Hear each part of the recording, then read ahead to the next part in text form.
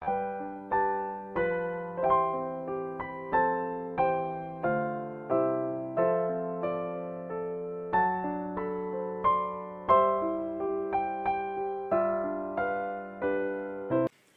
mtazamaji wangu, na karibu tena katika mafundisho yetu ya siku ya leo. Na fundisho letu la siku ya leo linatoka katika kitabu cha Mwanzo sura ya 15, na kichwa chake kinasema Agano la Mungu na Abrahamu, kuhesabiwa haki kwa imani.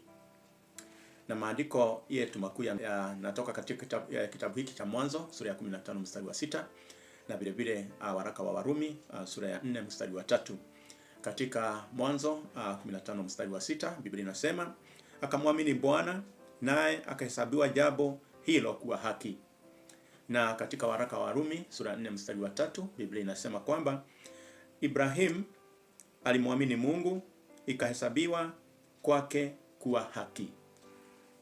Tuna malengo matano, na baada ya somo hili tutaweza kuelewa agano la Mungu na Abrahamu. Tutaweza kuelewa maana ya kuhesabiwa haki kwa imani. Tutaweza kutambua kwamba ahadi za Mungu ni za hakika. Tutaweza kuelewa jinsi Mungu alivyothibitisha ahadi zake kwa Abrahamu, na vile vile tutamuona Yesu Kristo katika agano hili. Na katika kutanguliza mafundisho yetu ni kwamba katika sura ya 14 tuliona Abraham akimuokoa Loti, tukaona ushindi dhidi ya wafalme, tukaona kukutana kwa Abraham na Melkisedeki, na vile vile tukaona kumshukuru Mungu kwa ushindi. Na sasa katika sura ya 15 tutakuwa tunaangalia Mungu akifanya agano rasmi na Abrahamu. Tutaona Mungu akimwahidi Abraham mwana. Vile vile tutaona Mungu akimwahidi Abraham uzao mkubwa, na vile vile tutaona Abraham akihesabiwa haki kwa imani. Na hii ni mojawapo ya sura muhimu sana katika Biblia yote. Tunapoangalia kifungu cha kwanza, tunaona Mungu akimtia moyo Abrahamu. Biblia inasema kwamba katika kifungu cha kwanza, usiogope Abrahamu, mimi ni ngao yako na thawabu yako kubwa mno. Na hapa tuna swali, kwa nini Abraham alihitaji kutiwa moyo? Inawezekana alikuwa na wasiwasi baada ya vita, na vile vile kwa sababu bado hakuwa mtoto, na kwa sababu pengine ahadi za Mungu zinaonekana kuchelewa. Na somo muhimu hapa ni kwamba Mungu huwafariji watu wake wanapokata tamaa. Katika kitabu cha Isaya sura ya 41 mstari wa 10, Biblia inasema kwamba usiogope, maana mimi ni pamoja nawe. Na katika kati ya kifungu cha 2 na 3 tunaona tatizo la Abraham. Biblia inasema kwamba Bwana Mungu, utanipa nini nami ninaendelea bila mtoto? Hapa tunapoangalia maumivu ya Abrahamu, tunaona kwamba Mungu alikuwa ameahidi taifa kubwa na vile vile uzao mwingi, lakini miaka ilikuwa inapita bila mtoto. Na somo la kiroho hapa ni kwamba wakati mwingine ahadi ya Mungu huchelewa, lakini haishindwi kutimia. Katika kitabu cha Habakuk sura ya 2 mstari wa 3, Biblia inasema kwamba ijapokawia igoje, kwa kuwa haitakawia. Kati ya kifungu cha 4 na 5 tunaona ahadi ya uzao.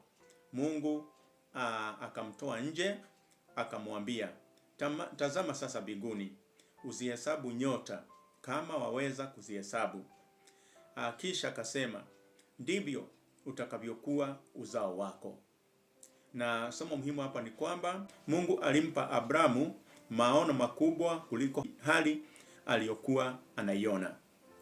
Na mafundisho ya kiroho hapa ni kwamba Mungu huona kile ambacho sisi hatuoni, na vile vile kile kinachokuwa kesho.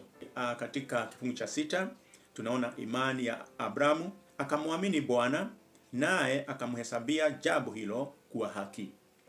Na hii ndiyo aya muhimu zaidi katika sura hii. Abrahamu hakupata haki kwa matendo, vile vile hakupata haki kwa sadaka, na hakupata haki kwa sheria, bali alipata haki kwa imani. hapa nina swali ambalo linasema kuhesabiwa haki ni nini? Ni Mungu kumuona mwenye dhambi kuwa mwenye haki kwa sababu ya imani. Katika waraka wa Efeso sura ya 2 mstari wa 8 na 9, Biblia inasema mmeokolewa kwa neema kwa njia ya imani wala si kwa matendo. Na katika kifungu cha 7 na 8 tunaona ahadi ya nchi. Mimi ndimi Bwana aliyekutoa Uru wa Kaldei ili nikupe nchi hii. Na Abrahamu anauliza, kwa jinsi gani nitajua ya kuwa nitarithi? Na somo muhimu hapa ni kwamba hata watu wa imani wakati mwingine huuliza maswali. Mungu hakumkemea Abrahamu, badala yake alimdhibitishia ahadi yake. Na kati ya kifungu cha 9 na 17 tunaona agano likidhibitishwa. Tunaona katika nyakati hizo watu walipofanya agano, walichinja wanyama, wakagawanya vipande viwili, na wote wawili walipita katikati yake. Maana yake ilikuwa nikivunja agano hili na nitendeke kama wanyama hawa. Na jambo la ajabu ni kwamba katika tukio hili Abraham hakupita katikati. Mungu peke yake ndiye aliyepita kwa mfano wa tanuru ya moshi na vile vile mwenge wa moto. Na maana yake ilikuwa ni kwamba Mungu alikuwa anasema, nitatimiza ahadi hizi kwa uwezo wangu mwenyewe. Na somo kubwa hapa ni kwamba wokovu wetu hautegemei uwezo wetu, unategemea uaminifu wa Mungu. Na tunapoangalia kati ya kifungu cha 13 na 16, tunaona unabii wa Misri. Tunaona Mungu akimwambia Abrahamu, uzao wako utakuwa wageni katika nchi isiyo yao. Na hii ilitimia vipi? Baadaye Israeli walienda Misri, wakawa watumwa, lakini Mungu akawatoa kupitia Musa. Na hii ilitokea mamia ya miaka baadaye. Na somo muhimu hapa ni kwamba Mungu anajua historia kabla haijatokea. Katika kitabu cha Isaya sura ya 46 mstari wa 10, nitangaza mwisho tangu mwanzo. Kati ya kifungu cha 18 na 21 tunaona agano la nchi.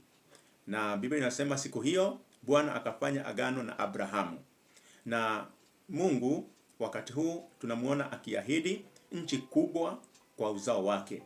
Na ahadi hii itaanza kutumika katika vizazi vya baadaye. Na tunapoangalia Kristo katika Mwanzo sura ya 15, tunaona kwamba Mwanzo sura ya 15 mstari wa 6 ndiyo msingi wa Injili. Kama Abrahamu alivyohesabiwa haki kwa imani, ndivyo sisi tunavyohesabiwa haki kwa kumwamini Yesu Kristo.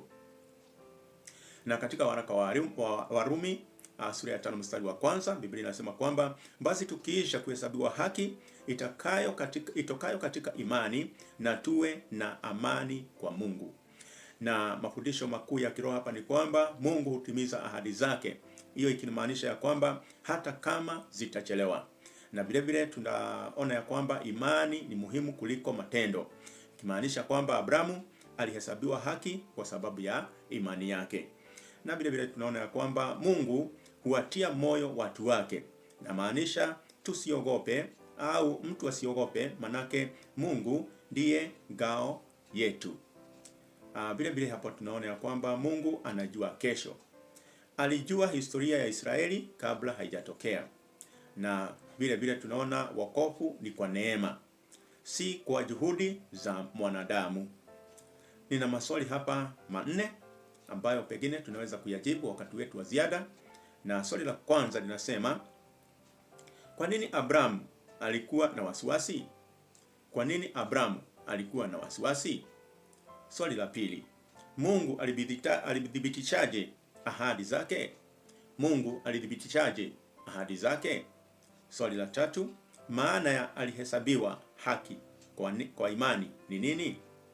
Maana ya alihesabiwa haki kwa imani ni nini?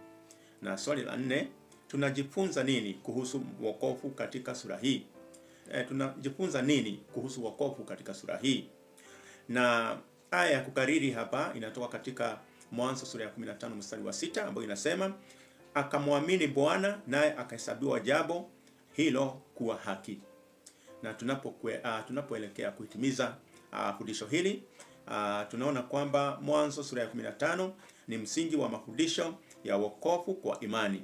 Abraham alipata kibali mbele za Mungu si kwa sababu ya matendo yake, bali kwa sababu alimwamini Mungu.